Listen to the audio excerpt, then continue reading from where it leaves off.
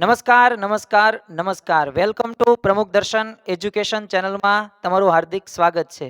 અત્યાર સુધી આપણે આ પ્રમુખ દર્શન એજ્યુકેશન ચેનલની અંદર સમયાંતરે વિવિધ વિડીયો જોયા, લેક્ચર્સો જોયા, જે લેક્ચર્સો અમુક એજ્યુકેશન લગતા હતા, અમુક આધ્યાત્મિક હતા। એટલે હવે આપણે એક આ ચેનલને એક ટ્રાન્સફોર્મેશનમાં લઈ જઈએ છીએ, એટલે કે આ ચેનલનું નામ આપણે બદલીએ છીએ। અને આ લેક્ચર્સ એ તમે એકલા વિદ્યાર્થી જોઈ શકતા નથી, પણ મારી સામે અત્યારે ધોરણ 9 અને 10ના વિદ્યાર્થીઓ પણ બેઠેલા છે। તો આપણે ધોરણ 9 અને 10ના વિદ્યાર્થીઓ એ આગામી સમયની અંદર ધોરણ 9 વાળા વિદ્યાર્થીઓ છે તો એ ધોરણ 10ની અંદર કેવી તૈયારી કરશે, એવા 3 કયા મુદ્દા એ પોતાના જીવનની અંદર પોતે આત્મસાત કરશે, જેથી સારામાં સારું શિક્ષણ ક્ષેત્રે આગળ વધી શકે, તો એનું આપણે વાત જોવાના છીએ। સાથે સાથે ધોરણ 10ના વિદ્યાર્થીઓ જે હવે 50 દિવસની વાર છે, અને આમ તો 5-7 દિવસ તો એ પતંગ ચગાવવામાં પણ વહી જશે, તો હવે એ 40 થી 45 દિવસની અંદર એવા કયા 3 મુદ્દા એ આપણે જીવનની અંદર એ અમલમાં લાવીશું, જેથી હવે પરિણામ સુધારી શકીએ, પરિણામ જે આવે છે એનાથી વધારી શકીએ, અને અમુકને તો પરિણામ આવતા જ નથી, તો એમાંય સુધારો આપણે કરી શકીએ। તો આ ચેનલનું નામ જે હવે પછી આપણે કહેશું કે જેનું નામ છે શિક્ષણ ક્રાંતિ ડિજિટલ યુટ્યુબ ચેનલ્સ। આ શિક્ષણ ક્રાંતિ ડિજિટલ યુટ્યુબ ચેનલનો હેતુ શું છે એ બધું આપણે ભવિષ્યના અમુક વિડીયોની અંદર વાતો કરીશું, પણ આજે આપણે એ 45 થી 50 દિવસની અંદર એવા કયા 3 મુદ્દા આપણે જીવનમાં એ અમલ કરીએ કે જેથી આપણું ધોરણ 9 અને ધોરણ 10 અને જીવનમાં પણ દરેક ક્ષેત્રની અંદર આગળ વધી શકીએ। આમ તો એક સ્લોગન સાથે આપણે આગળ વધવાનું છે, અને જેનું નામ છે શિક્ષણ એક સિંહણનું દૂધ છે, જે પીશે એ ત્રાડ નાખશે જ તે। તો આ શિક્ષણ એટલે શું? તો આપણે જે ભણીએ છીએ, પરંતુ આ ભણવાની સાથે સાથે આપણા જીવનની અંદર કેવા કેવા પ્રકારના પ્રશ્નો આવે છે। હવે પ્રથમ તો આપણે અહીંયા બેઠેલા બધા ધોરણ 9 અને 10ના વિદ્યાર્થીઓ છે, અને તમે પણ એ યુટ્યુબના મારફતે તમે સાંભળી રહ્યા છો, તો મૂંઝવણ કેવી કેવી છે। હવે જે 26 ફેબ્રુઆરી 2026 પ્રથમ પેપર છે, તો આવા પ્રશ્નો અત્યારે આપણને થતા જોવા મળે છે। પ્રથમ જ પ્રશ્ન આપણને થાય કે હવે પરીક્ષાનો ડર લાગે છે। આમ તો તૈયારી ન કરી હોય ને એને આ ડર લાગે જ તે, અમુકે તૈયારી કરી હોય તો એને ડર તો લાગે જ છે। એટલે માણસ હોય કે પશુ હોય, દરેકને ડર તો રહેવાનો જ। સારામાં સારી પ્રેક્ટિસ કરી હોય તોય ડર લાગે છે। અમુકને પ્રશ્ન એ જ છે કે હવે કરું શું? ધોરણ 9 મારું પૂરું થવા જઈ રહ્યું છે, ધોરણ 10 પણ પૂરું થવા જઈ રહ્યું છે। જો યાદ રાખવું કે ધોરણ 10 એ આપણા ભવિષ્યનું એક ડિસાઇડેડ એક યર છે, અને આ વર્ષે જો નક્કી કરીએ ને, અને જો છેલ્લા દિવસોની અંદર પણ આપણે સફળ થઈ શકીએ, કારણ કે અમુક જે નિયમો છે, અમુક જે સિદ્ધાંતો છે, એ જો જીવનમાં આપણે અપનાવી લઈએ ને, તો આપણે અભ્યાસ ક્ષેત્રની અંદર અને આગળ ભવિષ્યમાં જે કારકિર્દીમાં જવું છે ને, એ આપણે સરળતાથી કરી શકીએ। એટલે આજે આપણે એ પણ જોવાનું છે કે હવે આપણે શું થઈ શકે, કારણ કે ગુજરાતીની અંદર એક કહેવત આપણે સૌ કોઈએ સાંભળી હશે કે જાગ્યા ત્યારથી સવાર। તો અત્યારે હવે જે થયું એ તે થયું, પણ હવે આગળ શું કરી શકીએ, તો એની વાતો આજે આપણે કરવાની છે। અમુકને એવું હોય છે બસ આટલા જ દિવસ બાકી છે, કારણ કે બે પ્રકારના વિદ્યાર્થી હોય છે કે ઘણા બધા દિવસો બાકી છે, અને અમુક શું કે નિશાસો નાખતા બોલે કે બસ આટલા દિવસ જ બાકી છે। તો એ ખરેખર આટલા દિવસોની અંદર પણ આપણે હવે શું, આપણે કઈ રીતે શું આગળ કરીએ કે જેથી પરિણામ આપણે સારું લાવી શકીએ, એની વાતો આજે આપણે કરીશું। અને 50 દિવસની અંદર એ આપણે એક જે 70% હોય તો 75, 75 હોય તો 80, અરે 90 હોય તો 95% પણ, અને 95 હોય ને તો 97-98% સુધી પણ પહોંચી શકાય। પણ જે આજે મારે તમને જે આ 3 જે મુદ્દા વાત કરવી છે ને, આ 3 મુદ્દા સામાન્ય નથી। આ 3 મુદ્દા એ મેં મારી રીતે બનાવેલા નથી, પણ એ ઉપનિષદ હોય કે વેદ હોય કે શ્રીમદ ભગવદ્ ગીતા હોય। આજે પ્રથમ વખત તમને એવું લાગશે કે ગ્રામ્ય ચર્ચાને આપણે ધ્યાનમાં નથી રાખવાની, અને આડેવળી તો ઘણી બધી વાતો આપણે કરીએ છીએ, આમ કરવું જોઈએ, આમ કરવું જોઈએ, પણ શાસ્ત્ર શું કહે છે, તો શાસ્ત્રના આધારે આપણે સમજવાનો પ્રયત્ન કરીશું। અને આ 3 મુદ્દા પાછા નવીન પણ નથી, જૂના અને જાણીતા છે, પરંતુ આ 3 મુદ્દા પ્રમાણે જો આપણે હવે આગામી સમયની અંદર જો એના ઉપર કાર્ય કરીએ ને તો સફળ થઈ શકીએ। તો તમારે બધાને જાણવું છે 3 મુદ્દા કયા છે? હા કે ના તો પાડો। તો ચાલો આ 3 મુદ્દા ઉપર આપણે વાત કરીએ અને પ્રથમ મુદ્દો છે પ્રેક્ટિસ. હવે આપણી પાસે જેટલા દિવસો બાકી છે એટલા દિવસોની અંદર હવે શું થઈ શકે? હવે એક કામ થઈ શકે, પ્રેક્ટિસ. અંગ્રેજીની અંદર એક કહેવત છે કે જે અહીંયા તમને દ્રશ્યમાન થતી જોવા મળે છે કે પ્રેક્ટિસ મેન પરફેક્ટ. એટલે કે માણસને છે ને પ્રેક્ટિસ એ પરફેક્ટ બનાવે છે અને પૂર્ણતા તરફ લઈ જાય છે. જેને જેને પણ ગણિત કે વિજ્ઞાન કે સામાજિક વિજ્ઞાન કે અંગ્રેજી આ બધા વિષયો જો અઘરા લાગે છે ને તો એનું કંઈક કારણ એવું હશે કે આપણે એના ઉપર પ્રેક્ટિસ નથી કરતા. હવે આપણને પ્રશ્ન થાય કે હવે તો 45 થી 50 દિવસ જ છે, તો આ 45 થી 50 દિવસની અંદર અમે કઈ પ્રેક્ટિસ કરીએ? અને આમ તો પહેલેથી અમારે પ્રેક્ટિસ કરવી જોઈએ ને, પરંતુ જો પહેલેથી પ્રેક્ટિસ કરવી વાત સાચી, પણ હવે જે દિવસો છે એમાં તો આપણે પ્રેક્ટિસ કરી શકીએ ને. તો એ દિવસોની અંદર આપણે શું કરવાનું છે? તો પ્રથમ તો આપણે આ બધા જે તમને ફોટા દેખાય છે આ બધા ફોટા એ મારા દાદાના નથી, બરોબર ને? અને તમારા દાદાના પણ છે નહીં, આમાંથી કોઈના સગા સંબંધીના છે નહીં. પણ આ બધાના જીવનમાં આટલા બધા પોતે સફળતાના શિખરો સુધી પહોંચ્યા તો એનું કારણ શું છે? એનું કારણ છે કે આમના જીવનની અંદર એમને પ્રેક્ટિસ કરેલી છે. હવે તમને એવો પ્રશ્ન થતો હશે કે આ બધાએ શું એવું કર્યું કે જેથી પોતે આટલા કરોડો અબજોપતિ બની ગયા? આમાંથી એક પણ વ્યક્તિ લાખોપતિ નથી. એક વાત કરતા સરદાર વલ્લભભાઈ પટેલ, પણ એમનું પણ 3000 કરોડના ખર્ચે સ્ટેચ્યુ ઓફ યુનિટી બની ગયું છે અને લોખંડી પુરુષ તરીકે ઓળખાય છે. તો પછી આપણને પ્રશ્ન થાય કે આ બધાય લોકોએ એવું એમના જીવનની અંદર કર્યું શું કે જે હવે આપણે કરવાનું છે? જો સમય જો ને એ સમય આપણી પાસે પૂરતો છે જ તે.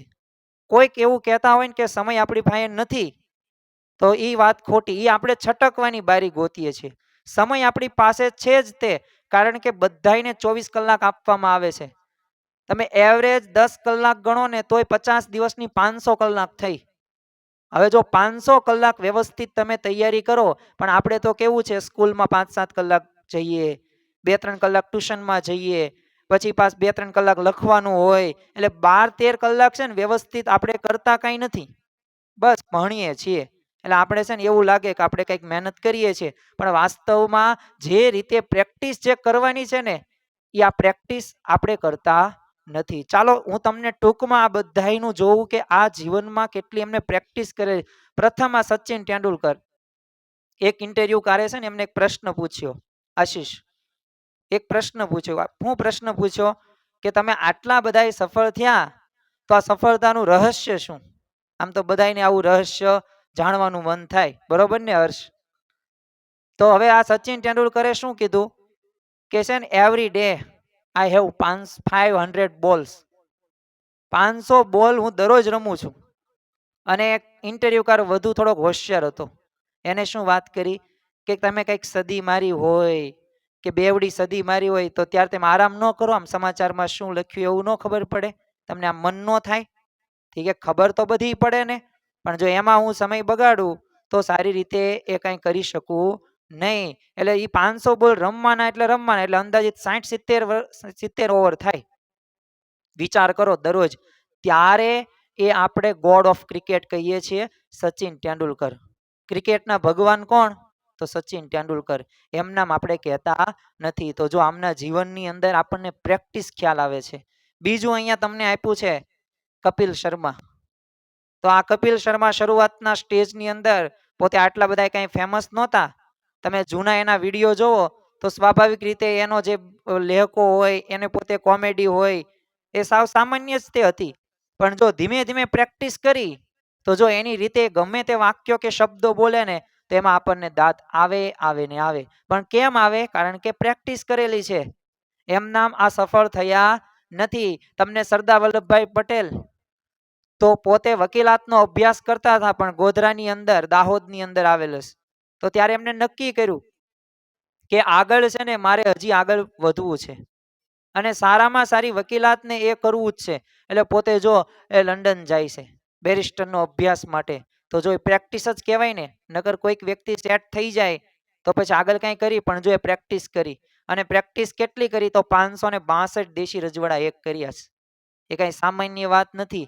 ઘરમાં આપણે 5 સભ્યો હોય ને, તો આ 5 સભ્યોને પણ આપણે એક સંપથી રાખી નથી શકતા. તો આખા 562 દેશી રજવાડા એક કર્યા. તમે સાથે સાથે તમે જો આ બ્રુસલી આપ્યું છે. આ બ્રુસલીને સામાન્ય રીતે એક પ્રશ્ન પૂછવામાં આવ્યો, કારણ કે પોતે ઘણા બધા એવોર્ડ એને જીતેલા હતા. અને સાથે સાથે કોઈ પણ ક્ષેત્ર એને તમે કહો ને, ધંધાકીય ક્ષેત્રની અંદર આગળ, પૈસા એની પાસે ઘણા બધા, સંપત્તિ ઘણી બધી અને એવોર્ડ્સ પણ ઘણા બધા. પણ એક તમારા મતે આમ સફળતાનું રહસ્ય શું? તો ત્યારે એને સફળતાનું રહસ્ય કહ્યું કે છે ને, બધાય લોકો છે ને અલગ અલગ દાવ એ પોતે એની માટે તૈયારી કરે, મહેનત કરે, પણ હું એક દાવ હોય ને, એ દાવ હું 1000 વખત, 10,000 વખત એમ નકરી પ્રેક્ટિસ હું કરતો જ રહું. એટલે એ મારો કોઈ પણ પ્રકારનો મુક્કો હું મારું ને, તો એ સામે પડી જ જાય. એને આટલી બધી એને પ્રેક્ટિસ કરી જ ન હોય, તો જો પ્રેક્ટિસ એને કરીને ત્યારે આગળ. અહીંયા આપણને કિંગ કોહલી દેખાય છે. આમ તો આના વિડીયો જોવા આપણને ગમે, આ ક્રિકેટના એક એક શોટ સામને ગમે આપણને જોવા, પણ જો આ વ્યક્તિએ પોતાના જીવનની અંદર એટલી બધી પ્રેક્ટિસ કરી છે, રેગ્યુલર પોતે પોતાને ડાયટિંગ હોય કે રનિંગ હોય, વોકિંગ હોય, શરીર ઉપર એને ધ્યાન હોય, આ બધું એને કરેલું પ્રેક્ટિસથી એ અહીંયા સુધી પહોંચ્યા છે. અને અમિતાભ બચ્ચન એમનો ઘોઘળા અવાજના લીધે શું કીધું, આવો અવાજ ન ચાલે, આકાશવાણી. તો એને પ્રેક્ટિસ કરી. તો અત્યારે જો તમને પણ ખ્યાલ છે, કોણ બનેગા કરોડપતિના હોસ્ટ કોણ છે, આ મુખ્ય, તો એ અમિતાભ બચ્ચન છે. અને પોતાના અવાજથી પછી ફેમસ થઈ ગયા. પોતાની ઊંચાઈ ગમે તે હોય, પણ જો અવાજ ગમે તેવો હોય, પણ જો પ્રેક્ટિસ કરી તો થયું. તો આવા તો અઢળક ઉદાહરણો છે. મેં તો અહીંયા તમને 5 થી 6 ઉદાહરણો કીધા, પણ તમે મહાન વ્યક્તિઓના જીવનની અંદર આ પ્રેક્ટિસ રહીને વણાયેલો ગુણ છે. એટલે હવે આપણને એટલું તો થવું જ પડે કે આપણે પણ પ્રેક્ટિસ કરવાની છે, જેટલા દિવસો બાકી હોય એટલા.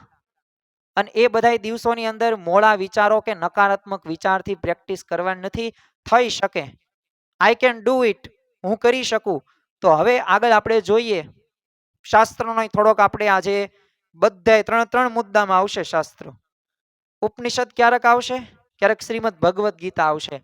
કારણ કે મુખ્ય આજે શિક્ષણ ક્રાંતિ ડિજિટલ જે યુટ્યુબ ચેનલનો હેતુ એ જ છે કે શાસ્ત્ર તરફ પાછા વળીને એ ખરેખર આપણે શું કરવાનું છે, કેવી રીતે આપણે અભ્યાસ કરવાનો છે, શિક્ષણ પ્રાપ્ત કરવાનું છે ને, એની વાતો આપણે આ ચેનલની અંદર કરવાના છીએ.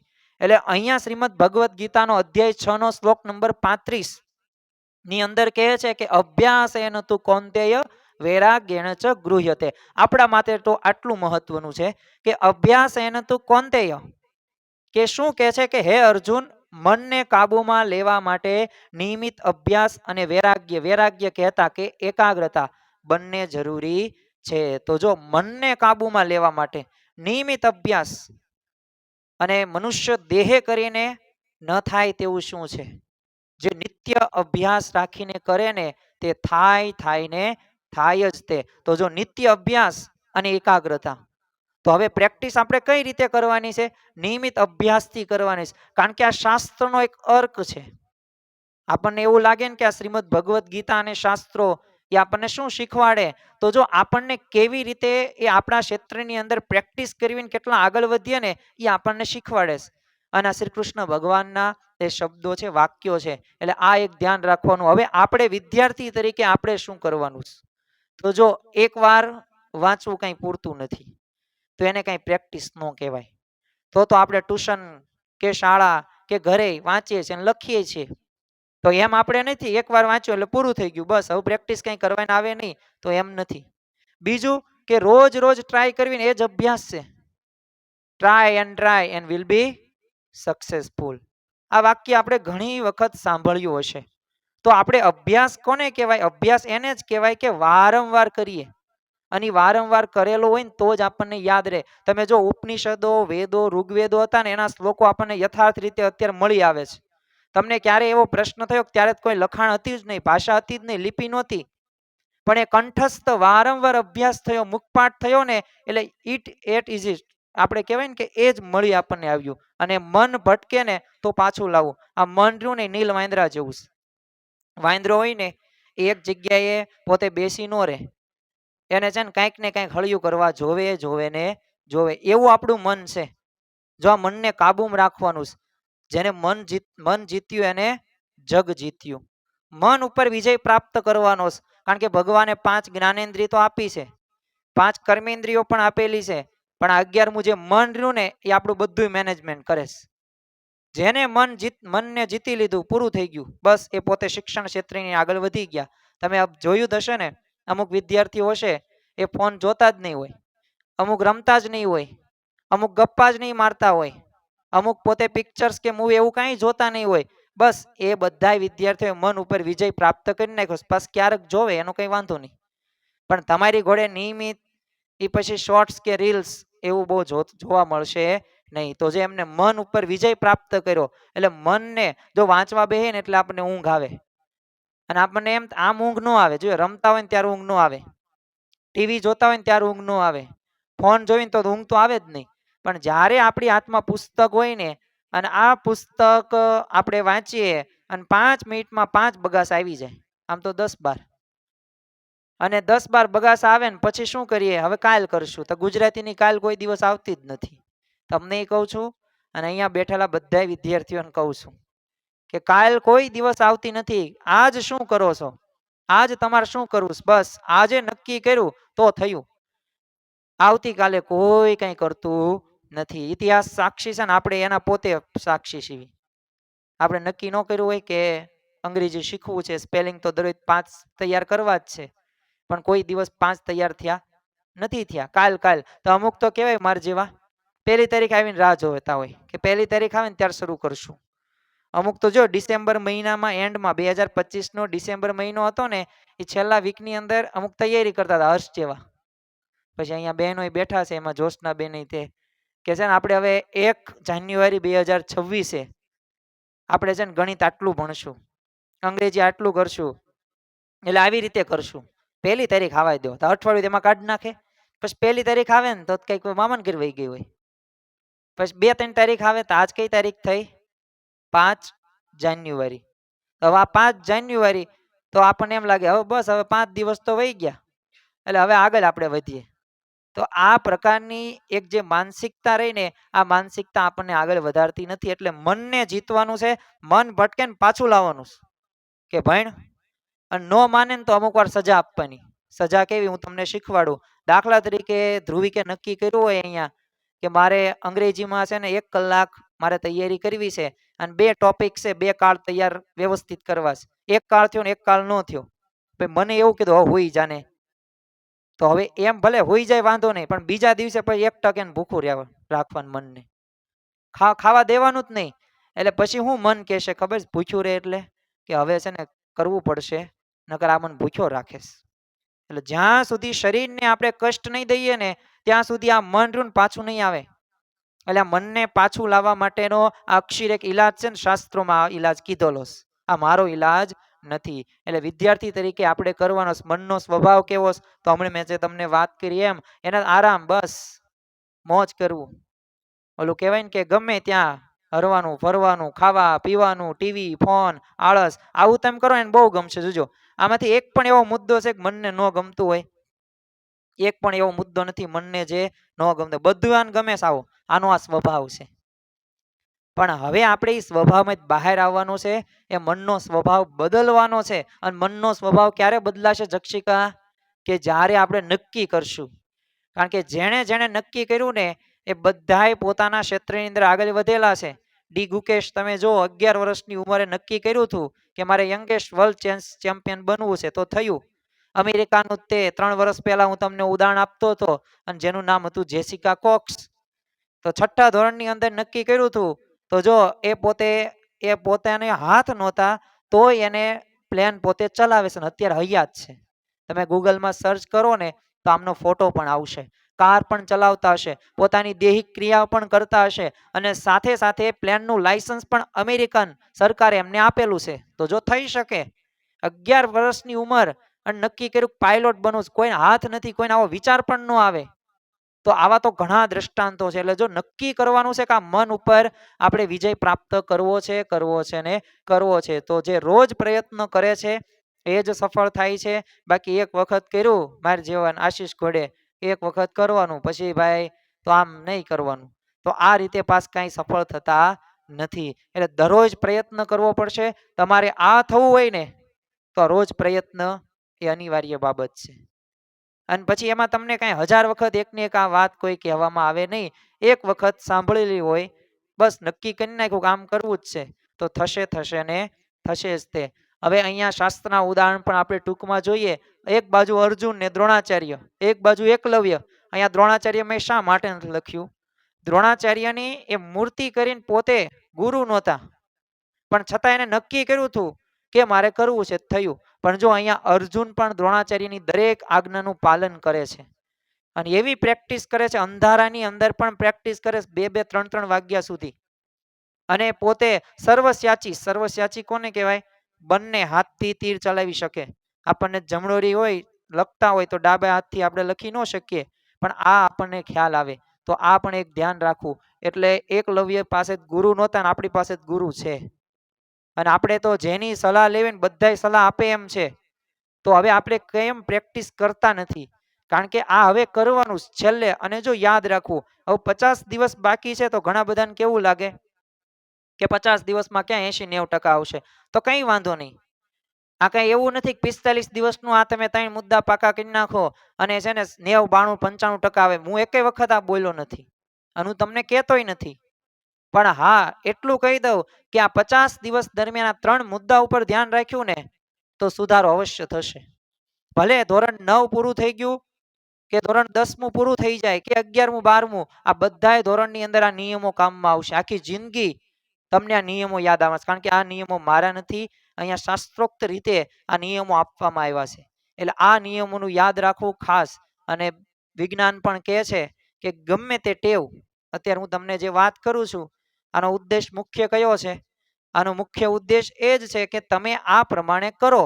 અને જો 21 દિવસ કરો, આપણી પાસે જો 10મા ધોરણવાળા પાસે 50 દિવસ છે, અરે ધોરણ 9 એમની પાસે તો હજી 4-5 મહિના છે અને જૂન મહિનામાં 10મું ધોરણ શરૂ થાય. એટલે 5 મહિના અંદાજિત સમય છે, જે 10મું ધોરણ શરૂ નથી થયું ત્યાં અગાઉ. તો આપણી પાસે તો 150 દિવસ બાકી છે અને ધોરણ 10માં 50 દિવસ બાકી છે. તો 21 દિવસ તો આપણને મળે. હવે આ 21 દિવસ પ્રમાણે આ પ્રમાણે કરો તો આપણે આપણા શિક્ષણ ક્ષેત્રની અંદર, અભ્યાસની અંદર જે તે વિષયમાં આગળ વધી શકીએ અને વધી શકીએ. અહીંયા બે વિદ્યાર્થી, આ એ અને બી, પણ અહીંયા આપણે નામ આપી દઈએ કે અહીંયા એ છે ને એ નમ્ર છે, અહીંયા આપણે બેઠેલા ને એમાંથી જ નામ આપી દેવી. અને આ બી છે ને એ જેમીન છે. તો આ બે વિદ્યાર્થીને આપણે સર્વે જોઈએ જેથી ખ્યાલ આવે. અને તમે પણ ધ્યાન રાખજો, આ સર્વે કેટલો અગત્યનો છે. આ એ નામનો વિદ્યાર્થી જે નમ્ર છે એ વાંચે છે, પાછા ફોનમાં છે ને અમુક વાર સ્ટેટસ જોઈ લે. અને આ ઘણી વખત તો મને એ પ્રશ્ન થતું, આમ પ્રશ્ન થાય છે કે આમ સ્ટેટસ જોઈને આપણને શું યાદ રહે? અને એમાં એવું તે શું હશે કે એક સ્ટેટસ પૂરા કરીને પછી જ સુવાનું? આવા નિયમો આપણા હોય છે, ઘણા બધાના હોય છે. હાલો બીજાની ક્યાં વાત કરી, મારા ધર્મપત્નીની જ વાત કરું તો એ જ્યાં સુધી સ્ટેટસ પૂરા ન કરે ને ત્યાં સુધી ઊંઘ ન આવે. એટલે આવા ઘણા બધા નિયમ હોય છે.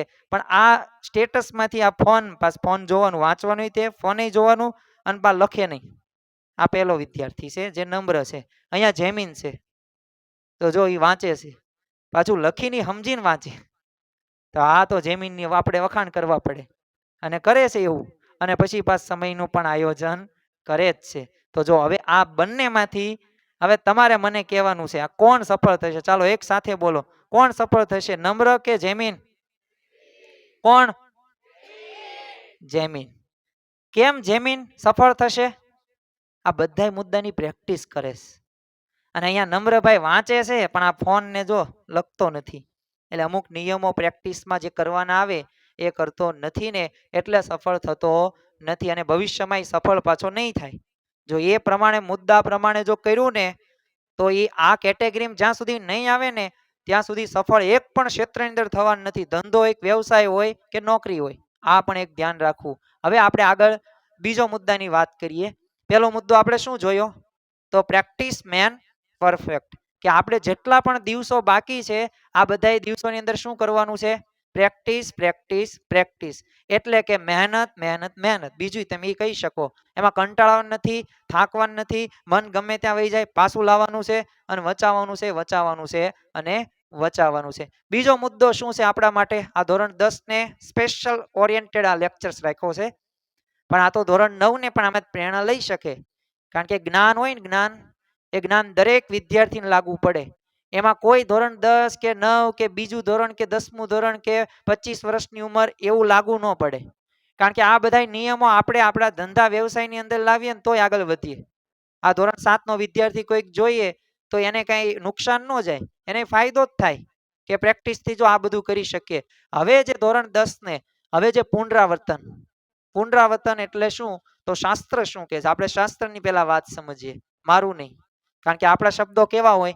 આપણે મન ગણત કર્યા હોય, નક્કી કરેલા હોય, આવું કહેશું, આમ કહેશું, આ સારું લાગે, આ નો સારું લાગે. પણ શાસ્ત્ર શું કહે છે? કે જ્ઞાન સ્થિર રાખવા માટે જરૂરી છે પુનરાવર્તન. જ્ઞાનને તમારે સ્થિર રાખવું છે, નોલેજને તમારે સ્ટેબલ રાખવું છે, નોલેજને તમારે સ્થિર રાખવું છે. તો એના માટે શું જરૂરી છે? એના માટે જરૂરી છે પુનરાવર્તન, કહેતા કે રિવિઝન. અને રિવિઝન જેટલું કરવામાં આવશે એટલા વધુમાં વધુ તમે સારું એવું પ્રેઝન્ટ કરી શકશો. ચાલો હું તમને એક પ્રશ્ન પૂછું કે ભણવાનું બધું પૂરું થઈ જાય, ડિગ્રી આપણી પાસે હોય તો પછી હિરેન આપણને પ્રશ્નો ગમે ત્યારે ઇન્ટરવ્યુ કર પૂછે તો એ આપણને બુક જોવા દે? ન જોવા દે ને? ચાલો આ ના પાડે છે, તમને ભલે દેખાય નહીં પણ તમે મારા ઉપર વિશ્વાસ રાખજો, આ ના પાડે છે તો નહીં તો શું કરવાનું થાય? એટલે જો પુનરાવર્તન કર્યું હોય તો આનો જવાબ એવો છે કે પોતે બોલી શકે એટલે યાદ હશે. એટલે જ્ઞાન સ્થિર રાખવું પડે કે ન રાખવું પડે? રાખવું પડે. એ ગમે એ ક્ષેત્રની અંદર એ જ્ઞાન સ્થિર રાખવું જ પડે ને તો જ એ કામમાં આવે ને તો જ આપણને એ પાસ કરે. નકર શું કરે? ફેલ કરે, રિજેક્ટ. ભાઈ તેમ નો હાલો. કોઈક માર જે હોય ઘડી ખમો ને 5 મિનિટ ખમો, હું છે ને નવનીત મેચ જોઈને આવું તો 5 મિનિટનો મને ફોન આપો અને ફોનમાં હું વાત કરી નાખું અને પાછો જવાબ મેળવી લે. તો જો આ પ્રમાણે આપણે કરીએ તો કાંઈ પણ પ્રકારે સફળ થઈએ નહીં, કોઈ આપણને લે પણ નહીં. અહીંયા જો ઉપનિષદ શું કહે છે? આપણે ઘણી બધી વખત તો છે ને આ વિદ્યાર્થીઓ આપણે એટલું બધું ભણતા ગયા છીએ ને એટલે આપણે શાસ્ત્રોને ભૂલ્યા છીએ, સિદ્ધાંતોને ભૂલ્યા છીએ. તમે વિચાર કરો કે જો તમે ધારો તો હજારો લાખો શ્લોક પણ કંઠસ્થ કરી શકો છો. અહીંયા તે જો એક બેઠી છે બાળકી, આમ તો બાળકી નો કહેવાય, ધોરણ 10માં ભણે છે પણ આમ તો હું એને બાળ વિદુષી કહું છું. પણ એ બાળ વિદુષી શા માટે? કારણ કે સંસ્કૃતમાં 315 શ્લોક પણ પાછા વિદુષી હારે હારે અહીંયા બે વિદ્વાનો પણ બેઠા છે. વિદ્વાનોનું ભૂલી ગયો, અહીંયા જો હર્ષ બેઠો છે, હિરેન બેઠો છે. તો આ બે વિદ્યાર્થી અને એક વિદ્યાર્થીની એવી છે કે જેને સંસ્કૃતમાં સત્સંગ દીક્ષાના 315 શ્લોક કંઠસ્થ કરી નાખ્યા છે.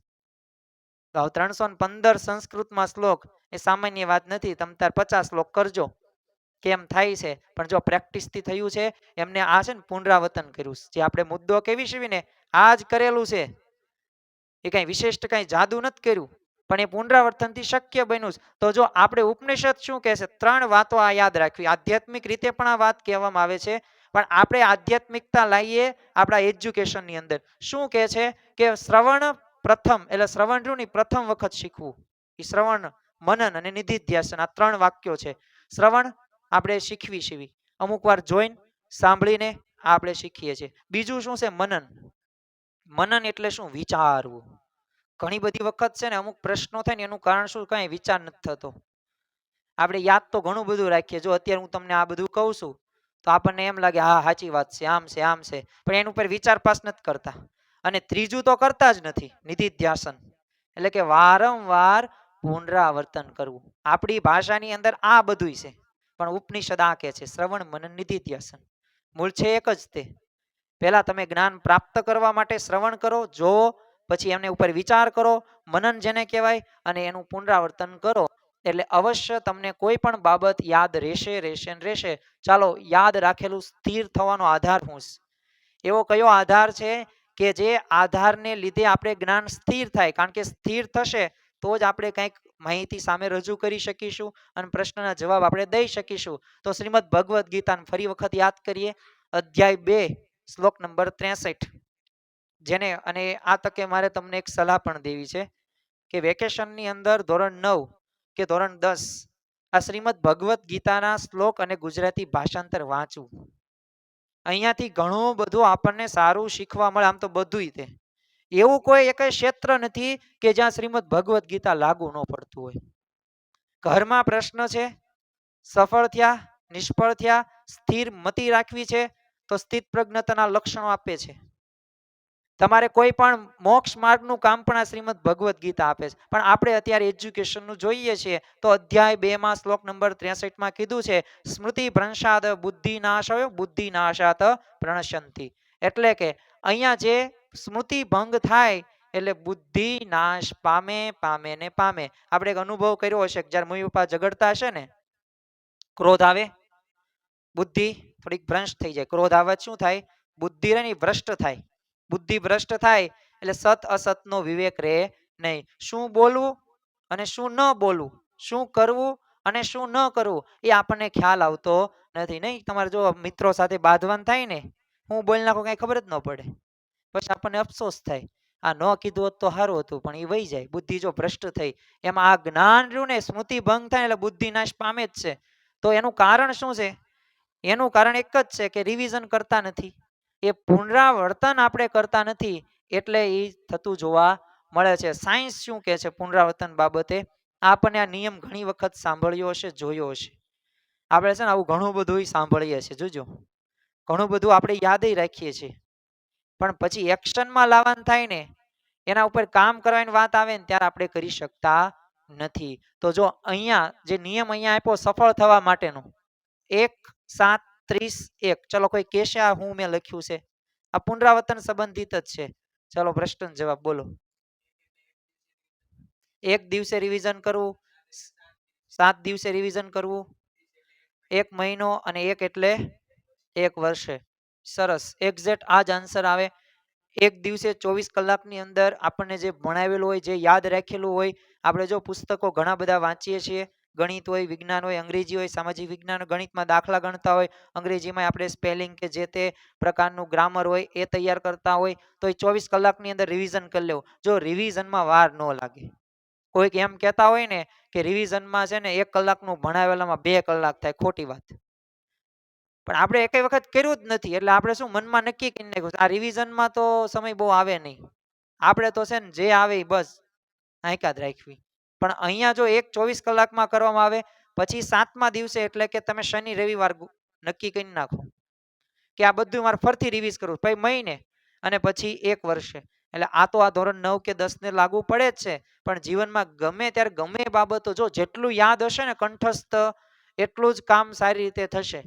હું અત્યારે જે બોલું છું તો એનું કારણ શું છે? મને મુખપાઠ થઈ ગયેલું છે હું જે બોલું છું તે. પણ જો એ મને કઈ ખબર જ ન હોય એના મુદ્દા લગતા તો હું સારી રીતે બોલી શકું?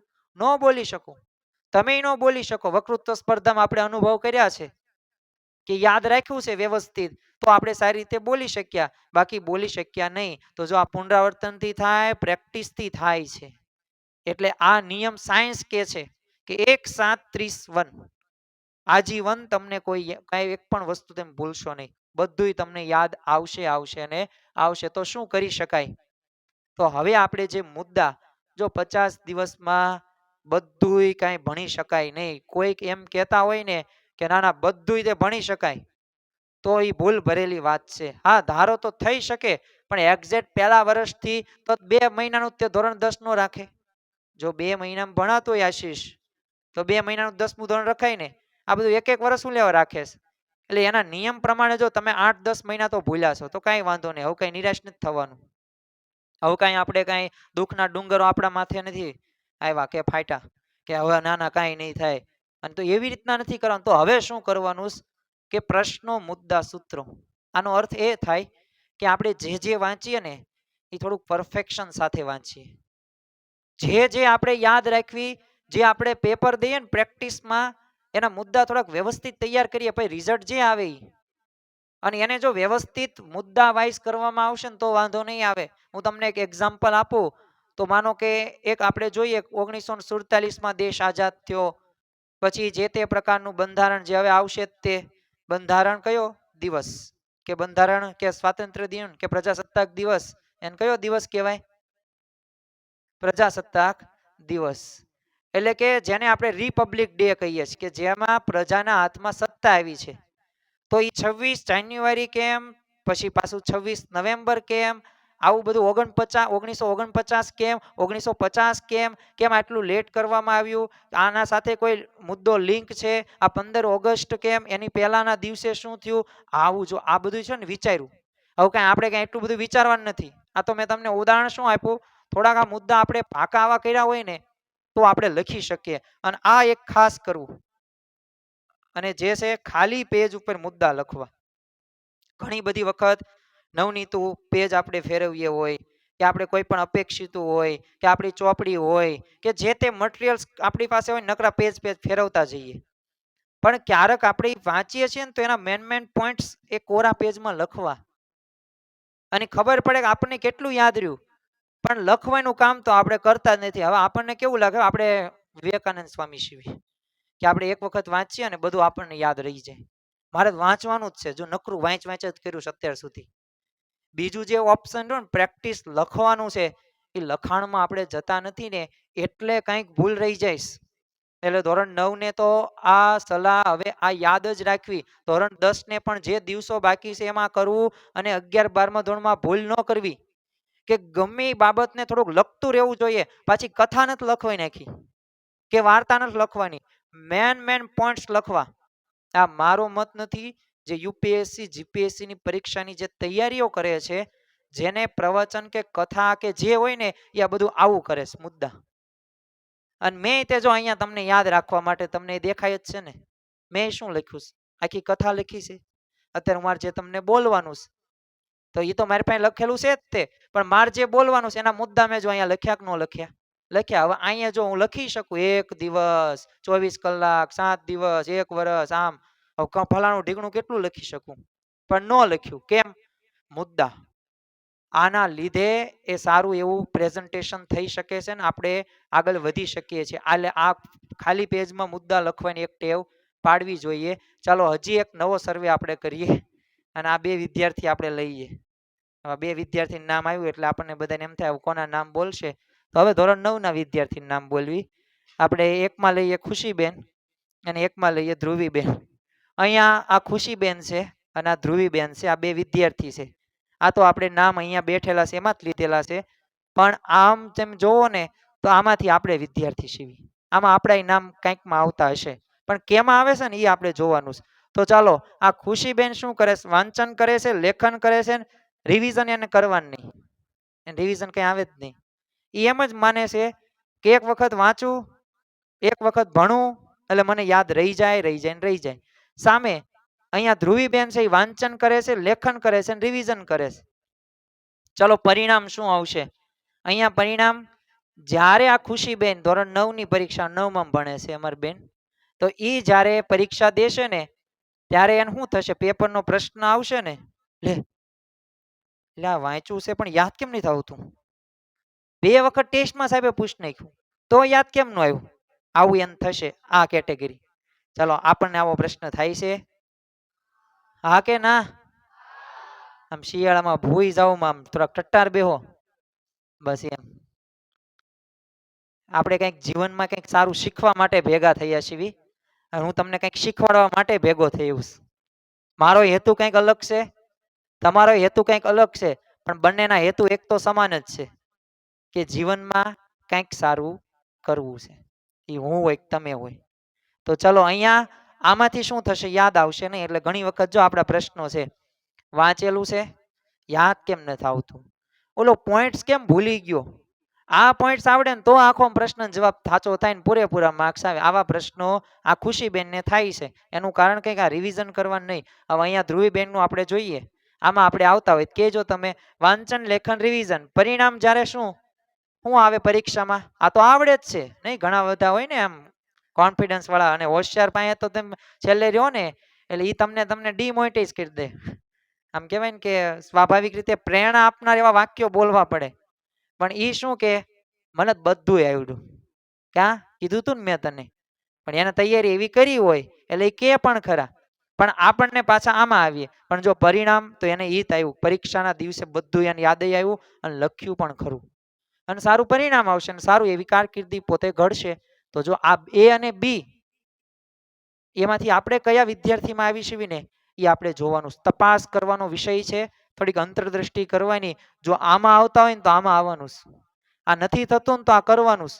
આજના દિવસે આપણે આ એક તો સંકલ્પ લઈ શકીએ, એક તો ધ્યેય નક્કી કરીએ કે હવે હું જે પણ કામ કરું ને પ્રેક્ટિસથી કરું, પુનરાવર્તિત કરું. અને હવે ત્રીજું હમણાં આવે છે એ આપણે હમણાં જોશું. ચાલો આવી જ ગયું, જો તમે સંભાળ્યું ને, મેં સંભાળ્યું એટલે આગળની સ્લાઇડ ઈ જ છે. ત્રીજું છે મોડલ પેપર. ધોરણ 9 હોય કે 10 હોય, જીવનમાં કોઈ પણ હોય, હું હોય ને મારે આ લાગુ પડે. લે તમને એમ થાય કે લે તમારે કેમ સાહેબ થાય લાગુ, તમારે ક્યાં પરીક્ષા દેવાની છે, તમારે મોડેલ પેપર કેમ આવે? તો અહીંયા જો, અહીંયા કોણ છે? અહીંયા દર્શના કોણ છે? યુદ્ધ કરે છે. સરસ, યુદ્ધ કરે. ચાલો એને દેખાયનું તો ખરું, આમ ત્રાસો બેઠો છે પણ જોવે છે. અહીંયા યુદ્ધ કરે છે. આ શું છે દિવ્યાંગ? મેદાન છે, એટલે રમતનું મેદાન છે. અને આ ભાઈ શું કરે છે? થોડોક ટેન્શનમાં લાગે છે. શું કરે છે? પરીક્ષામાં બેઠો છે ને. આ ત્રણેય છે. ચાલો, યુદ્ધ કરતા પૂર્વે એને પૂર્વ તૈયારી કરવી પડે. હર્ષ, કરવી પડે ને. શરીર વધારતા પહેલા એમાં કરવી ન પડે, એ તો તમે ખાવાનું દો એટલે એ બધું આવી જાય, એમાં કઈ તૈયારી ન આવે. પણ યુદ્ધ કરતા પૂર્વે શસ્ત્ર હોય, જે તે પ્રકારની એની પાસે બધા પોતાના કહેવાય ને કે આમ પોકેટમાં હોય બધું અલગ અલગ વસ્તુ. પછી એના જે તે પ્રકારના ગોદામની અંદર હોય, કારખાનાની અંદર હોય, એવા શસ્ત્ર સરંજામ લઈને આવે, તૈયારી કરે પૂર્વ. આમ કરવાનું એટલે જો અગાઉથી પ્રેક્ટિસ કરે, તૈયારી કરે. રમતનું મેદાન છે. આ એક રમત નહીં, ક્રિકેટની દરેક રમતોની અંદર, દરેક ગેમ્સની અંદર પ્રેક્ટિસની જરૂર પડે કે ન પડે? પડે. અગાઉથી તૈયારી કરવી પડે, પૂર્વ તૈયારી કરવી પડે. અને જો અગાઉથી તૈયારી કરવામાં ન આવે ને તો ત્યાં નિષ્ફળ જાય. વિરાટ કોહલીને બાઉન્સર બોલ આવતો હોય અને દર વખતે ઓસ્ટ્રેલિયન પીચ ઉપર એ આઉટ થાય, ઘણી વખત આઉટ શરૂઆતમાં થયેલો, તો એ પછી જ્યારે મેદાનમાં આવે ને પ્રેક્ટિસ કરે ને ત્યારે એને એ કરવું પડે કે એ બધાય બોલ એવા ફેસ કરવા પડે. અને એ ફેસ કેવા કરવાના? બાઉન્સર જ હોય. અને જો આ બાઉન્સર હોય ને તો એના લીધે આપણને ખ્યાલ આવે કે ખરેખર પછીની જે મેચોની અંદર બાઉન્સરમાં સિક્સ જ લાગે. તો જો આ કેમ થયું? પ્રેક્ટિસ અગાઉથી એ પ્રમાણે કર્યું, એને મોડલ અગાઉથી એવું નક્કી કર્યું. પરીક્ષાની અંદર પણ પૂર્વ તૈયારી જરૂરી છે. ચાલો, શાસ્ત્રોને પણ આપણે પૂછીએ કે આ તમે તૈયારીની વાત કરો છો તો એમનામ ન કરતા અમને સંભાળજો. તો અહીંયા શ્રીમદ ભગવદ્ ગીતા આપણને શું કહે છે કે અધ્યાય અહીંયા 8, શ્લોક નંબર 8, અભ્યાસ યોગ યુક્તેન ચેતસા. એટલે કે જે મનુષ્ય મનને અભ્યાસથી તૈયાર કરે છે ને એ કર્મ સમયે ડગમગતો નથી. ચાલો ફરી વખત યાદ કરીએ તે યુદ્ધ. યુદ્ધમાં જેને તૈયારી કરી છે એ ડગમગશે ધ્રુવિક? નહીં ડગમગે. નિશા, ડગમગશે? નહીં ડગમગે. કેમ નહીં ડગમગે? એને અગાઉથી અભ્યાસ કર્યો છે એનો બાબતનો. એને કેવા કેવા સામે શસ્ત્રો હશે, કેવી રીતે વાર કરવાનો છે, કેવો એને દાવ રમવાનો છે, એને ખબર હશે. સામે અહીંયા ક્રિકેટ કે કોઈ પણ મેચ રમતા પૂર્વે આશીષ ડરશે કોઈ ખેલાડી? પછી વિરાટ કોહલી બાઉન્સર બોલ આપશે, શું થશે? આઉટ થઈ જશે? નહીં થાય. સહેવાગ ઘોડે સિક્સ લાગશે તો થશે. અહીંયા જે પરીક્ષામાં તે અભ્યાસ, હવે આપણી વાત, અગાઉથી તૈયારી કરી હશે તો આપણને ડર લાગશે? શરૂઆતમાં મેં તમને કીધું હતું કે પરીક્ષામાં ડર લાગે છે, હવે શું કરવું એનો ડર છે, હવે આગળ કેમ આગળ વધવું, હવે શું થઈ શકે, આવો ડર કેમ છે? કારણ કે અગાઉથી એ આપણે અભ્યાસ તૈયાર નથી કર્યો. તો એના માટે શું જરૂરી છે? તો પરીક્ષામાં કે એમાં જે પરીક્ષા આપણું એક યુદ્ધ જ છે. અહીંયા જે તમને લખવામાં આવ્યું છે અને મોડલ પેપર એ શું છે? તાલીમ. જો દરેક વ્યક્તિને તાલીમની જરૂર છે. હું આ પ્રથમ વખત નથી તમારા સામે બોલતો, મેં આવું કેટલી વખત બોલેલો છું. અને તાલીમ હું લઉં છું અને હજી લઈ રહ્યો જ છું, હજી પૂરી નથી થઈ, કારણ કે કોઈ સંપૂર્ણ નથી. તો એમ તાલીમ લીધી છે તો બસ એ મોડલ પેપર ની આપણી તાલીમ છે. આજે મારે તમને એમાં ઘણી બધી વાતો કરવી છે છેલ્લે, અને આપણો આ છેલ્લો મુદ્દો છે, પછી પૂરું થાય છે. અને કંઈક આપણે જમશું જે મન ભાવે તે, મને ભાવે પછી તમને ભાવશે તો ખરી જ તે. એટલે આ તાલીમ છે. તો તાલીમમાં અહીંયા જો શાસ્ત્ર શું કે, શાસ્ત્રને આપણે પહેલા પૂછીએ કે તૈયારી વગર કર્મમાં ઉતરશો તો ભય થશે. ભય થવાનું કારણ શું છે? તો તૈયારી વગર. તૈયારી વગર તમને અહીંયા બોલવાનું કહું તો તમે શું બોલશો? ચાલો ડેમો આપણે કરવો છે, ડેમો કરવીએ ચાલો ને. કાંઈક ડેમો તો કરવી. ચાલો અહીંયા આવો કોઈક. હર્ષ અહીંયા આવો. આપણે હર્ષને જે સંભાળવી છીએ ને એ હર્ષને હું બોલાવું છું અને એ તમને છે ને થોડુંક બોલશે. તમને એમ ન થાય કે આ બધું એમને એમ તમે પહેલેથી છે ને ગોળા મારો છો, કાંઈ કોઈ બેઠા છે કે નથી બેઠા. હર્ષ તો અહીંયા હમણાં મેં જો શરીરનું ઉદાહરણ આપ્યું હતું ને એ આ જ છે હર્ષ. તો બીમાં તમતાર જો આ તૈયારી વગર થોડુંક ડર એને લાગે છે. કંઈક બોલો, એક બે વાક્ય કયો. ભણવાને લગતા, ભણવાને લગતું, તાલીમને લગતું. હસવાનું નથી, આપણે બોલવાનું છે. શ્લોક, શ્લોક બોલો હાલો કંઈક, તમને જે શ્લોક આવડતો હોય.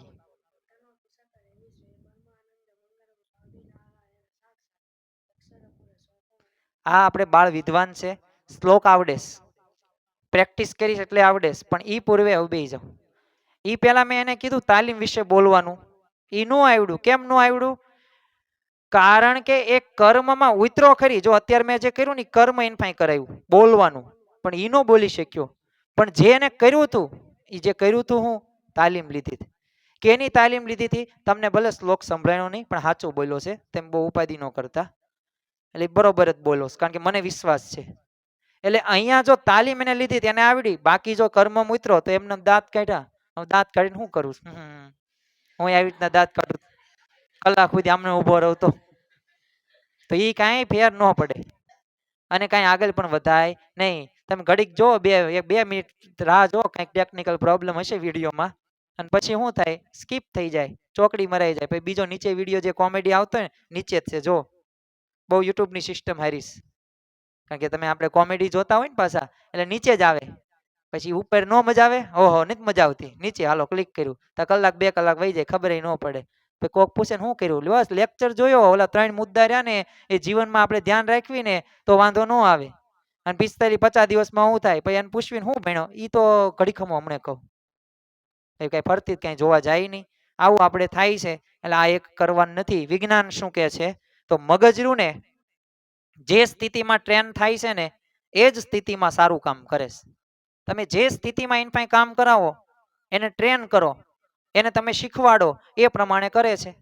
અને જો એ નહીં, તમે જો ફિક્સ મગજનું એક કામ છે, તમે જેટલા ડેટા આપશો ને ઇનપુટ કરવાનું જ છે. પણ કેવા ડેટા આપો છો ને એ પાસ ધ્યાન રાખવાનું. જો ભણવાના ડેટા આપશો ને તો એ પોતે એનાલિસિસ કરવાનું જ છે અને આઉટપુટ આપવાનું જ છે આપણું. કારણ કે સીપીયુ જેવું જ કામ કરે છે આપણું મગજ. અને ઘણું બધું તમે સીપીયુ દુનિયાના બધું ભેગા કરો ને તો એ મગજની શક્તિની અંદર આવે નહીં. એટલું બધું મગજની કેપેસિટી છે. પણ હવે આપણે કેપેસિટી આ જન્મે મને એવું લાગે છે કે નથી યાદ કરવી આપણે. એ બધું નથી આવતા જન્મે સાહેબ વાત. અત્યારે હું 10મું ધોરણ 9મું ધોરણ આવી ગયું. અમારે આવતા જન્મે પહેલા ધોરણથી અમારે ધ્યાન રાખવાનું છે. પાછ આપણી ગુજરાતીની આ ટેવ તો આશીષ આવી જ જાય, બરોબર ને યશ? એટલે આ એક ભૂલ કરવાની નહીં. એટલે ટ્રેન એને હવે સારી રીતે કરો. આજે તમે આજના લેક્ચર્સની અંદર કે આજના જે આપણે સેમિનારમાં જે આવ્યા છો તો આનો મુખ્ય ઉદ્દેશ એ જ છે કે આ 3 મુદ્દા આપણને યાદ રહી જાય. અમે 2-5 વિદ્યાર્થીને યાદ રહી જાય, પ્રેક્ટિસ કરે, પુનરાવર્તન કરે અને આવી તાલીમ લે, મોડલ પેપર જે તે એને પરીક્ષા લક્ષ્ય જે તે આગળ, તો એ આગળ વધે ને વધે જ તે. અને ટાઈમ મેનેજમેન્ટ જરૂરી છે. છેલ્લે આ રીતે મુદ્દા ધ્યાન રાખવા. આપણે આની વિસ્તૃત વાતો આગામી સમયની અંદર કરશું ટાઈમ મળે તેમ. પણ અત્યારે તો આપણે આ લોન્ચિંગ વિડીયો છે જે શિક્ષણ ક્રાંતિ ડિજિટલનો. એટલે અત્યારે મને એવું લાગ્યું કે થોડાક હું મુદ્દા કહું, બાકી તો વિસ્તૃત ઘણા બધા મુદ્દા આવે. ટાઈમ મેનેજમેન્ટમાં પણ પેટા મુદ્દા આવે, કેવી રીતે કરી શકીએ. પણ હવે આપણી પાસે આવા લેક્ચર જોવાનો ટાઈમ હવે મારા અંદાજે તમારે એમાં બગાડાય નહીં. હવે બસ આપણને જે ભણવાનું આપ્યું ધોરણ 10ના વિદ્યાર્થીઓ માટે છે ખાસ, કે એને હવે બહુ બીજો ટાઈમ બગાડવો નહીં. બસ ભણવાનું જ ધ્યાન રાખવાનું, ફોકસ ઇન યોર સ્ટડી. બીજા બધા વિદ્યાર્થીઓ જોઈ શકે, કારણ કે એને આમાંથી પ્રેરણા મળે એટલે આગામી જે ધોરણની અંદર પોતે આગળ વધી શકે. તો અહીંયા ટાઈમ મેનેજમેન્ટમાં આટલા મુદ્દા ધ્યાન રાખવાના છે અને પછી પૂરું થાય છે. એ બધું આવડે છે પણ સમય પૂરતો નથી. આવો એક પ્રશ્ન હોય કે આ ટાઈમ મેનેજમેન્ટ તો અભાવ. આપણે ઘણી બધી વખત પાકું કર્યું હોય, પ્રેક્ટિસ કર્યું હોય, પુનરાવર્તન કર્યું હોય, પણ પછી શું થાય કે આપણને સમય ઘટે એટલે પેપર જોશનાબેન અધૂરું રહી જાય. આવડતું હોય પણ આવડે નહીં. તો આનું કારણ શું? હરખી રીતે ટાઈમને આપણે મેનેજ નથી કર્યો રવિ, બરોબર ને? કારણ કે પ્રશ્ન આવડતા હોય ગમે તે લખી શકો, 4માંથી 2 માર્ક્સ આવી તો શકે જ તે, પણ ટાઈમનું મેનેજમેન્ટ ન હોય ને પ્રશ્ન બાકી હોય અને અમુક તો એવું જ લખે છે કે 5 લીટીમાં 4 માર્કનો પ્રશ્ન ગણી નાખે. તો એ ટાઈમ મેનેજમેન્ટનો કંઈક અભાવ છે, એનું કંઈક જોવું પડે. તો જો સમય રહ્યું ને એનું થોડુંક આયોજન કરવું. હવે મોડલ પેપરની અંદર શું કરશો તમે, તો અહીંયા મેં મુદ્દા લખ્યા છે. આપણી પાસે બહુ એવો ટાઈમ નહોતો એક્સ્ટ્રા કે જેથી આપણે અલગથી આ બધું બનાવી શકીએ, પણ મેં અહીંયા મુદ્દા તો લખી જ નાખ્યા છે એટલે બાકી ન રહે. પહેલું જ તે અહીંયા છે સંપૂર્ણ પ્રશ્નપત્ર. હવે તમને એક પ્રશ્ન થશે કે પેપર તો અમે ટ્યુશન હોય કે સ્કૂલ હોય કે ઘરે બેઠા તે સોલ્યુશન કરવી છીએ, અને ઘણી બધી વખત અમે અધૂરા પેપર મૂકી દેવી છીએ. અમુક તો આમ છે ને ડાયરો કેમ કરતા હોય, મોજ પ્રમાણે પેપર લખે. એને બધા સેક્શનના જે પ્રશ્નો આવે ને એને કઈ વેલ્યુ જ ન હોય. જો તમે એની કઈ વેલ્યુ નથી રાખતા ને તો એ પ્રશ્નો તમારી વેલ્યુ કઈ નહીં રાખે. એટલે પહેલા તો પ્રશ્નને અને કન્ટેન્ટને છે ને આપણે સરખી રીતે સમજવું પડે અને બધાય જવાબ લખવા પડે. છેલ્લે ન આવડે તોય જેવું આવડે એવું લખવું પડે, ટ્રાય કરવી પડે. એટલે સંપૂર્ણ પ્રશ્નપત્ર લખવું. ચલો પહેલો નિયમ શું યાદ રાખવાનો છે આપણે મોડલ પેપરમાં? સંપૂર્ણ પ્રશ્નપત્ર લખવું, અધૂરું મૂકવું નહીં. અમુક તો 2 કલાક થાય ને પછી પંખા પાંખડા ગણે. કેટલા પાંખડા છે? કઈ નહીં, 3 પાંખડા હોય ભાઈ, 4-5 પાંખડા ન હોય. એટલે પંખા પાંખડા કે આજુબાજુ શું હાલે. અમુક તો શું એમાં કરે, ઘણા બધા તો લખતા હોય ને એટલે પૂરું થઈ જાય પછી શાંતિ જ બેહે. પછી બોર્ડમાં જે લખ્યું હોય ને 5 વખત વાંચે. પણ અમુક તો પ્રશ્નપત્રના છેલ્લા પેજે અલગ અલગ પ્રકારના ચિત્ર દોરે. હું તો ચિત્ર આવું દોરતો જ. હું તો અમુક વાર પરીક્ષા દેતો હતો ને ત્યારે પાછળને જયારે આમ આયોજન કરવાનું કે હવે હું શું કરીશ આગળ ભવિષ્યમાં, એનું મારું ટાઈમ ટેબલ લખાતું હોય. બાબા ઘરે જઈને પ્રશ્નપત્ર ક્યાં જાય ખબર ન પડે. એટલે આપણે આવું બધું કરવી છીએ, પણ આ બધું બંધ કરવાનું છે ને, પ્રશ્ન વાંચવાનો છે ને એમાં જેવું આવડે એવું લખવાનું છે. એટલે પહેલો નિયમ મોડલ પેપરમાં કે સંપૂર્ણ પ્રશ્નપત્ર લખવું, અધૂરું લખવું નહીં. બીજું છે ટેબલ ખુરશી. ઘણા બધા તો આમ છે ને ગોદરું ઓઢે, પછી છે ને આમ પેડ હોય, પ્રશ્નપત્ર હોય અને એમાં જવાબ લખતો હોય. હવે આવી રીતે તમે અત્યારથી લખો તો બોર્ડમાં સારી એવી તૈયારી થાય. હવે માનો કે હું યોદ્ધા છું, ચાલો ઘડીક તમે મને માનો, વિઝ્યુઅલાઇઝેશન કરો કે આ હે ને આ સાહેબરાની યોદ્ધા છે. હવે હું હુતા આમ તલવાર કરું, શું થાય? કાંઈ ન થાય. જ્યારે યુદ્ધ કરવાનું હોય ત્યારે કઈ હુતા કઈ ન યુદ્ધ કરવાનું હોય તો બોલો એમ કે હાલ હું હાલ આપણે 2 યુદ્ધ કરી. આવું ન હાલે. એ તો જે રીતે યુદ્ધ કરવાનું છે એવી એની તૈયારી જોવે. મારે ક્રિકેટર બનવું છે અને બસ બેટ હોય ને આમ સાઈડમાં નીચે આમ ટપ્પી પડે ને એવી રીતે જ રમવું, એમ હાલે ન હાલે. એ તો જે રીતે, અને પાછ અમુક તો દડી હોય, ગાભાન દડાત રમતા હોય ને, તો આ કઈ ન હાલે. સીઝન બોલ જોવે એમાં, અને એ પ્રેક્ટિસ કરવી પડે. તો એમાં ટેબલ ખુરશી હોય કે પેન હોય, આ બધું ધ્યાન રાખવાનું. આ શસ્ત્રો કહેવાય પેન. અમુક તો પેન બદલી નાખે. 10 વર્ષ સુધી એને પેન એક સાઈનો સોફ્ટેક કે જે તે પ્રકારની કંપની ટ્રાયો કે વાપરતા હોય, જેને જે ગમતી હોય. મને કોઈ કંપની હારે કઈ રાગ દ્વેષ નથી કે ઈર્ષાઈ નથી, તમને ફાવે તે વાપરતા હોય. પરંતુ હવે એ પાછળ માર જેવા કેવા હોય, પરીક્ષાના આગલા દિવસે પોતે ખરીદી કરવા જાય. એક તો નવા કપડા ખરીદે, પછી પેનું લાવે 10 વાળી 20 વાળી પેન. એને આખી જિંદગી એને 10મા ધોરણ સુધી 20 વાળી કોઈ પેન ન લીધી હોય, અને ત્યારે 20 ની પેન લે અને થોડુંક લખવાનું શરૂ કરે ને હાથ દુખે અને લખી જ ન હોય કે અક્ષરે હારા ન પડે. પછી કઈક મનમાં થાય લે આ તો આપણે સાઈનો સોફ્ટવેર ના માણસો છીએ, અને આ ક્યાંથી 20 વાળી 30 વાળી પેનમાં આવતા રહ્યા. પણ એ નહીં, જે પેન વાપર્યું ને અત્યારથી પ્રેક્ટિસ કરો. જો નાની નાની સૂક્ષ્મ એવી બાબતોનું આપણે ધ્યાન રાખવાનું છે. એક તમારી થોડીક નાનકડી અમથી પણ બેદરકારી રહી ને એ તમને ભવિષ્યમાં 2-5% રહ્યા ને એ ઓછા લાવી શકે એમ છે. અને છેલ્લે ફોન, અમુક તો ફોન પડખે રાખે, પાછા કેવા મનથી રાખે. મને કંઈક ડાઉટ થશે ને એટલે હું ફોનમાં જોઈ લઈશ. એ જોવે ખરી પણ એ ભાઈ કોમેડી જ જોતો હોય કે ટાઈમ પાસ જ કરતો હોય, અથવા તો એને ભાઈબંધ અરે તે વાતું કરતો હોય કે હાલ આપણે શું ક્યાં રાતે શું પ્રોગ્રામનું છે, હાલો આપણે ભેગા થઈએ. એટલે આ બધું રહ્યું ને એક પ્રકારનું એક વિઘ્નકારી વાતો છે. એટલે આ ફોનથી દૂર રહેવું, ફોન ઉપયોગ કરવો જ નહીં. અને મારી તો એક અંગત સલાહ છે કે જ્યાં સુધી આપણે અભ્યાસ કરતા હોય ત્યાં સુધી ફોનનો નિષેધ કરવો જોઈએ. અને ફોનનો ઉપયોગ ક્યારે કરવો? દરરોજ કરવો તમતાર, પણ ફિક્સ લિમિટ, ફિક્સ સમય. પહેલા મનને કાબૂમાં લાવવાનું, પછી તમે ફોનનો સારી રીતે ઉપયોગ થઈ શકશે. બાકી મન કાબૂમાં નહીં હોય ને તો હું ફોનમાં જોવાશે, શું સંભળાશે, એવી રીતે ટાઈમ પસાર થશે ને ખબર નહીં પડે. એટલે આ ભલે આપણને થોડીક વાત એવી લાગે કડવી, પણ આ વાસ્તવિકતા છે. મારી વાત ન મનાતી હોય તો તમને તમારી જાતને પૂછો, માતા પિતાને પૂછો, આજુબાજુ ફેમિલી મેમ્બર્સને પણ સંબંધીઓને પૂછો કે અમુક ફોનના લીધે જ તે પોતે આગળ વધ્યા નથી. અત્યારે કળિયુગની અંદર મોટામાં મોટો પ્રશ્ન રહ્યો ને આ ફોન છે.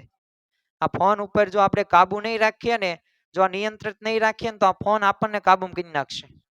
અને પછી છેલ્લે આપણી પાસે અફસોસ સિવાય કંઈ હશે નહીં, ચિંતા સિવાય કંઈ હશે નહીં, હતાશા સિવાય કંઈ બીજું આપણી પાસે બોનસમાં હશે નહીં. એટલે આ પણ એક ધ્યાન રાખવું. ટાઈમ મેનેજમાં ઘણું બધું આવે, પણ આપણું થોડુંક મેનેજમેન્ટ આટલું કરીએ ને તોય ઘણું બધું, બહુ ઝાઝા મુદ્દા આપણા જીવનમાં બહુ લાવાય નહીં.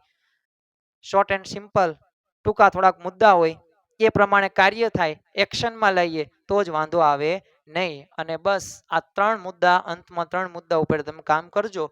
આજનો આ સેમિનાર તો આપણો સફળ જશે. આજનું મુહૂર્ત આપણું તો સફળ થશે. કારણ કે આ અગત્યની વાત છે, પ્રેક્ટિસ રિવિઝન મોડલ પેપર. આમાંથી તમે એક મુદ્દા ઉપર ધ્યાન રાખ્યું ને, પ્રેક્ટિસ, તેમાં રિવિઝન તેમ કરવાના જ છો. રિવિઝન તો એ પ્રેક્ટિસમાં આવ્યું, મોડલ પેપર બધું આમ તો કોમન જ થયું. પણ આ બધા અલગ મુદ્દા મેં તમને કઈ રીતે સમજાવ્યા, કેમ સમજાવ્યા?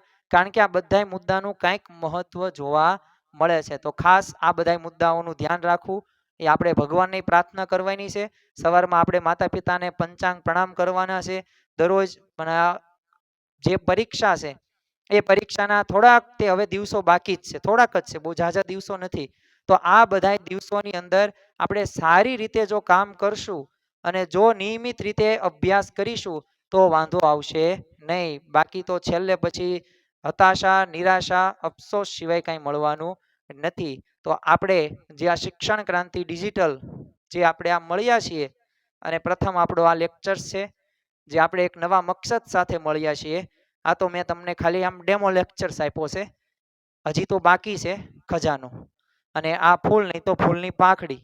કારણ કે મને એવો વિચાર આવ્યો કે આ બધા વિદ્યાર્થીઓને પણ ઓફલાઈનની જે ભણે છે એમને એક આપણે વ્યવસ્થિત રીતે સમજાવીએ કે આ 3 મુદ્દા શું છે અને કેવી રીતે આપણે આગળ વધશું.